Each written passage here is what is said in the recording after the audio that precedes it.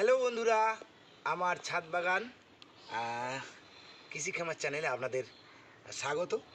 আজকের ভিডিওর বিষয় হলো আমার ড্রাগন ফল হারভেস্ট করব এবং টেস্ট রিভিউ দেব।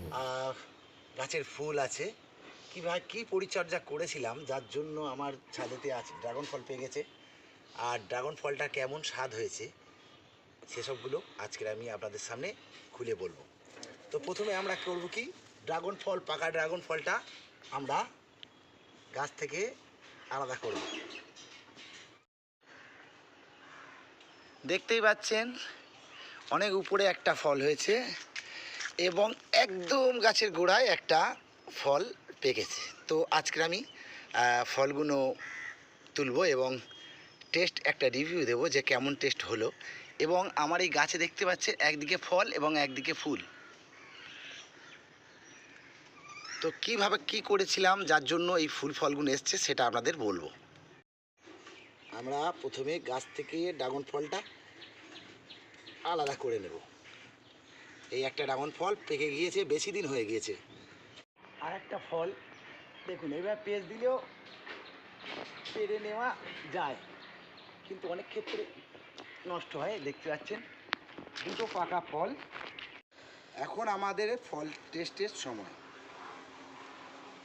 নিজের বাগানের ড্রাগন ফল বলে কথা, কেমন স্বাদ হয়েছে একবার খেয়ে দেখি।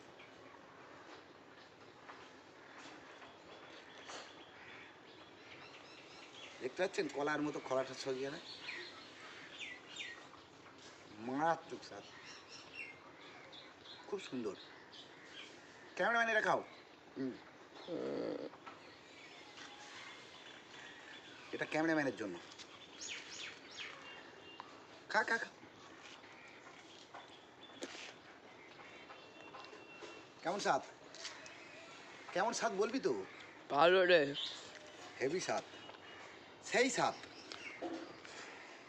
তো ড্রাগন ফল গাছ খুব একটা জল পছন্দ করে না, আর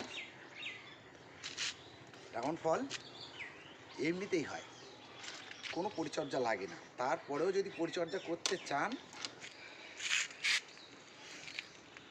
মাটিটা করবেন এমনভাবে যে মাটিতে জল দাঁড়ায় না, বালির ভাগটা একটু বেশি দেবেন, আর সামান্য কিছু ভার্মি কম্পোস্ট কিংবা গোবর সার, পুরনো গোবর সার দেবেন।